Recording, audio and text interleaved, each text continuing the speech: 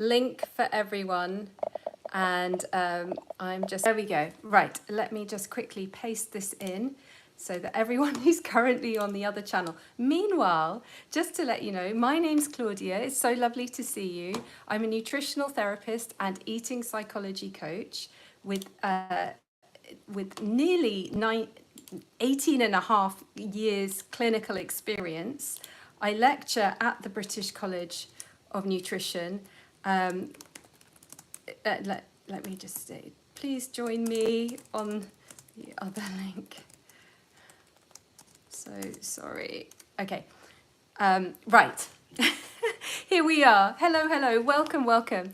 So here we are looking at our voyage through the digestive system, and we are here towards the end now. We've traveled. We know where digestion begins, don't we? We know it begins with our eyes and our nose as we start to think about food, look at food, increase our saliva, increase our digestive enzymes, and then we put our food in the mouth, chew it. That's where the mechanical breakdown happens, travels down the esophagus to the stomach, through the small intestine, which we've looked at with all these villi and microvilli and colonies and cities and towns of all the good bacteria and maybe not so good bacteria as well.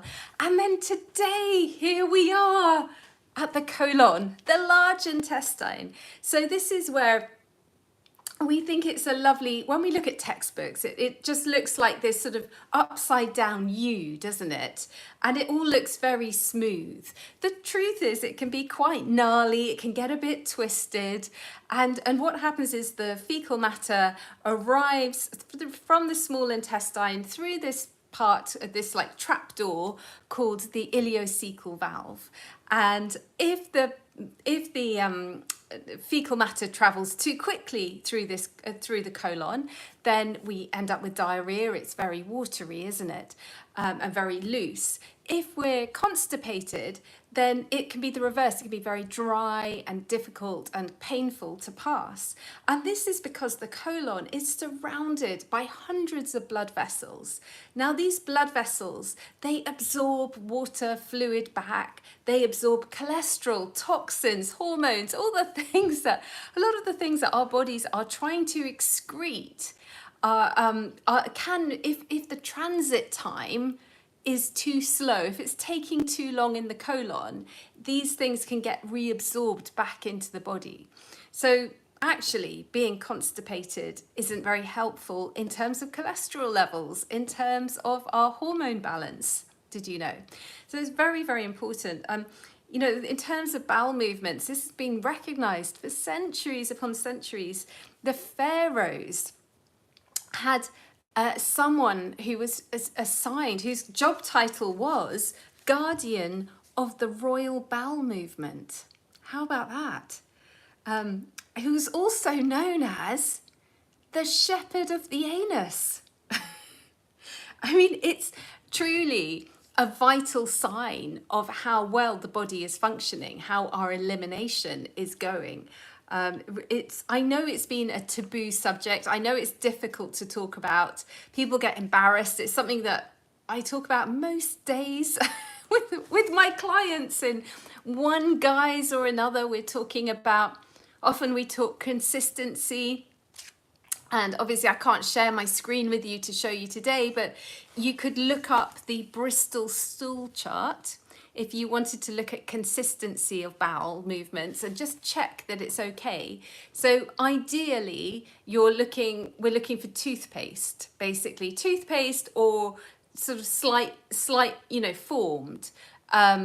It can have slight indents in it. But a lot of people don't realize that they're constipated because they still might be having a bowel movement every day. Maybe it's just not complete evacuation, or maybe it's just the whole system is actually quite sluggish. So what's the ideal number of bowel movements? Well, we're looking, I can see lots of laughter here and hearts and everything. Oh, it's lovely to see you all. The optimal is at least every day. It could be twice a day. In some African tribes, what's considered optimal is basically when you eat, then you have a bowel movement. Eat and then have a bowel movement. So, sorry, I was trying to be clever. Oh, there are my packing boxes. You can see. I was trying to be clever and charge my phone so it doesn't go flat. Anyway, I'll, I'll address that if I need to. Oh my gosh, catalogue of errors at the moment. Yes, so it's really important to keep our bowel movements on track, and they can be sluggish due to a variety of reasons. It can be lack of fiber, not eating enough fiber. It could be not drinking enough fluids, the water. One that I love to think about as well is, are you having enough good fats in your diet? Is there enough sort of lubrication within your food, if you like? Are you having the oils, the olive oil, the avocados, the good fats? Are you eating the brown rice, the beans, the lentils, the chickpeas?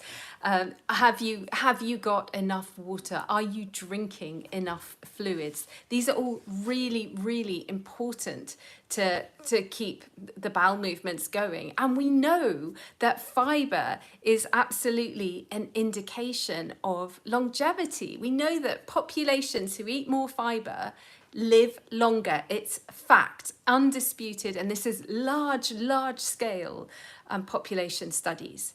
So that's, we need to make sure we're eating the right foods. But then sometimes I see clients and they say to me, Claudia, I'm up to here.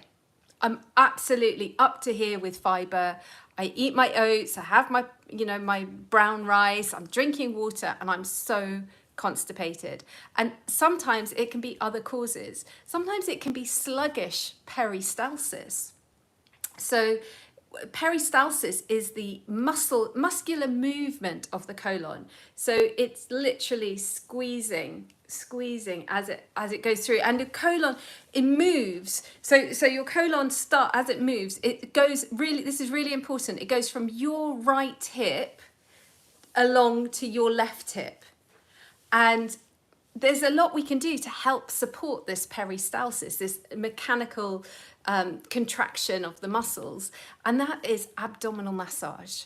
It's absolutely brilliant. If you lie in bed 5 minutes before you go to sleep and you just massage your tummy, and you massage, look it up on YouTube, abdominal massage, and you can go quite deep, and you massage all the way along, following the bowel. It will really help for a productive bowel movement in the morning. So there you go, top tip. Another thing, sometimes people say to me, and I'm looking at their diets and I'm seeing what they're eating, I'm thinking this constipation is not nutritional. There's something else. And this is when I send people off to a visceral osteopath who looks at the positioning and the structure of the organs within the body. And so, for example, especially like if a client says, I'll say, how long have you been constipated for? They might say, since the pregnancy. And I'm thinking, maybe the fetus was pushing on the colon in some way while in the womb. And so, like I said at the very beginning, sometimes our colons can get a little bit twisted, a bit gnarly, and going to see a visceral osteopath, they can just ease that, relax that twist, and help move things along more easily. So yes, so we've got diet, we've got making sure we're drinking enough water, we've got all the abdominal massage, we've got possibly looking at visiting an osteopath, it has to be a visceral osteopath. Medication can sometimes slow bowel movements down. I mean, especially pain medication. I've had so many clients who've said to me, gosh, it was the worst bit about being in hospital was the terrible constipation from the pain meds. So it's just to be aware of that and to do everything you can to help support that. What else? Sometimes underlying food intolerances like gluten, wheat, can really block some people up. Dairy may block, or it may have the opposite effect. It can have quite a laxative effect.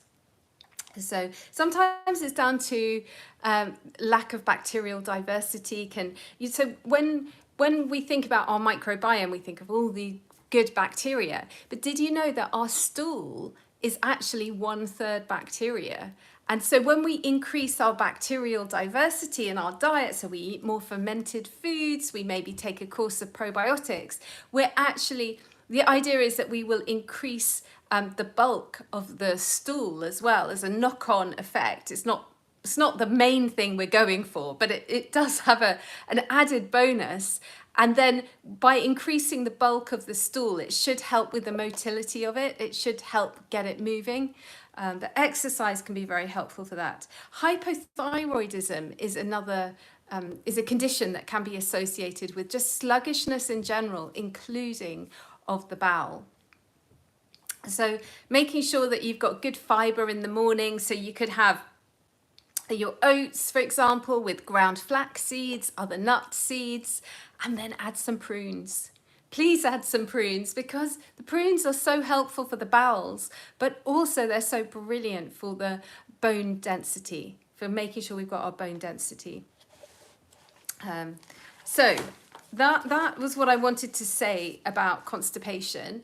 In terms of diarrhea, I know we've mentioned it a few times, but my absolute favourite is Saccharomyces boulardii, because that really helps with managing the diarrhea. Any diarrhea from antibiotics, for example, or just even a gastro bug, please get onto the Saccharomyces boulardii. Super helpful. Right, so in terms of colon, I also wanted to talk about diverticular disease. So this is more than half of older Americans have diverticulitis. Approximately 70% of Americans have it by the age of 60. It is the most common digestive disease, and it was unknown in the 1900s. It didn't exist. In the autopsies, it wasn't there. It only appeared after the 1900s, and it is because it is a disease, a deficiency disease of fibre. When we're not eating enough fibre, there's not enough bulk in the stool. So it's kind of like, if you think sort of smaller, like rabbit droppings. So you can imagine that peristalsis, the muscular movement, is much harder. Like it has to be much bigger squeezing, if you like. Sorry, we're going graphic today. By the way, much bigger squeezing if you haven't got the bigger bulk to squeeze through. I hope this is making sense to you. Anyway, this squeezing can end up creating pouches. And the pouches, like I said, the colon is not some smooth pipe. It's a gnarly, it's got pouches in it. It will, as we've heard, in 70% of Americans by the age of 60, there will be pouches. And these pouches can, you see, end up getting infected because food and debris and fecal matter can get stuck in these pouches and cause flare-ups. And that's when it becomes diverticulitis, which is a very, very serious condition, and you have to seek medical advice. And from a nutrition point of view, if you've got a big flare-up of diverticulitis, you'll be on medication, antibiotics, etc. But you could be having bone broths and soothing teas and easy to digest foods like, I don't know, steamed vegetables and apple puree, all that kind of thing. But you definitely need to be drinking enough water, making sure you're adequately hydrated. And then for most of us, we can assume that we've got some of these pouches in our colon, diverticulosis. And really what we want to be doing is having plenty of whole grains in our diet, avoiding alcohol, spicy foods, caffeines, processed foods, all these kind of irritants to the gut. Turmeric's very helpful, all these naturally anti-inflammatory foods like ginger, turmeric. We want to check for underlying food intolerances, and the fibre to add bulk and soften and nourish the good bacteria, because remember, the healthy bacteria feed on vegetable fibres. So we'll gradually, but if you know that you've got diverticulosis, So you've got some of the pouches. You don't go from 0 to hero in one night. You would gradually increase your fiber. Okay, it's really important because you wouldn't want to suddenly add a lot more pressure on the colon. And we'd want to make sure that we'd have lots of insoluble fiber. So that's like, for example, oats and apples, flax seeds, pears, chia seeds, legumes.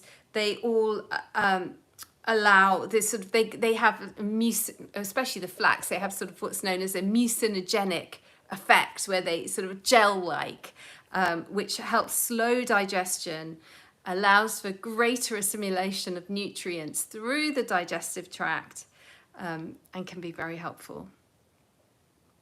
So there we go. Actually, another thing that we haven't talked about in our voyage through the digestive system is actually the mucosal support. So when we were talking about the villi and microvilli, we were focusing on the colonies of all the good bacteria, the digestive enzymes, the immune components that are all in the villi and microvilli. But actually, all of this, and including all the way through to the colon as well, there is a gel, there is a mucus, which is very, very protective. And the bigger the mucus, the higher the mucus on the small intestines, the healthier the guts are. And this is where probiotics like Akkermansia, which have a GLP influence, so they can help suppress appetite, is very, very helpful for the gut overall. But the Akkermansia increases, it actually gobbles it up, which ends up increasing it, so stimulates more production of the mucus.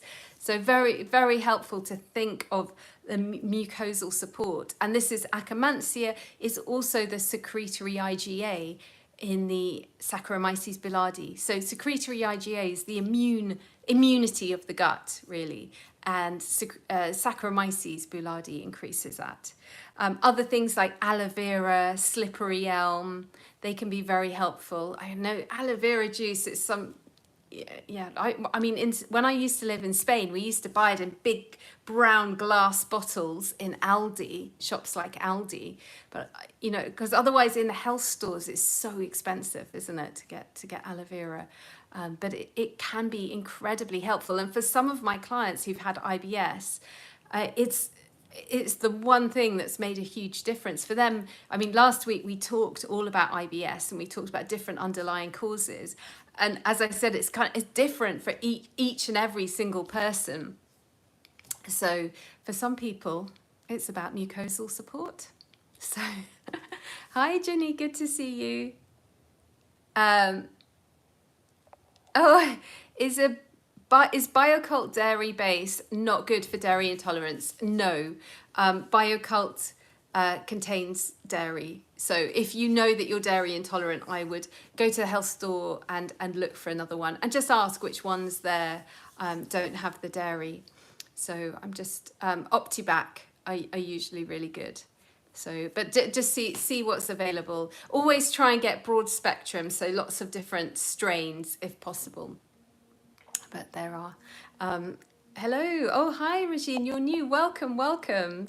It's so good. It's always good to have new people. Please like and subscribe to this channel. So today we've finished our course on Voyage Through the Digestive System. And I'm so sorry again for technical issues. I need to work out how I just go straight on my phone every week and how I can send you a link in advance from my YouTube on my phone, I think is the best thing to do. And then we can do it anywhere.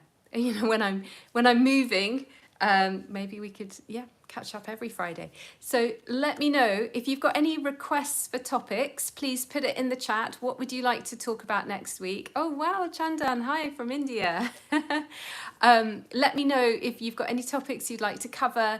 I was thinking we could look at body composition and how we're made up, our muscles and our fats, and how to support for optimal body composition and weight management, whether you're looking to gain weight, whether you're looking to lose weight. So yeah, But let me know if you have any specific conditions. We could do a week on anything. We could do a week on gallbladder, a week on UTIs, a week on anything you like. Just what's coming up for you or your friends, or what would you like to hear the latest nutritional research on? Let me know. Blood pressure, that's done deal. Let's do blood pressure next week. I love blood pressure. It's how I got into nutrition in the first place. So we'll definitely good. Excellent. Well, thanks everyone so much for tuning in, and I hope you have a wonderful, wonderful weekend. How to gain weight. Okay, perfect. So we'll do blood pressure next week, and then we'll move on to body composition. Perfect, everyone. Well, have a lovely, lovely weekend and see you next week. Thanks for tuning in. Bye.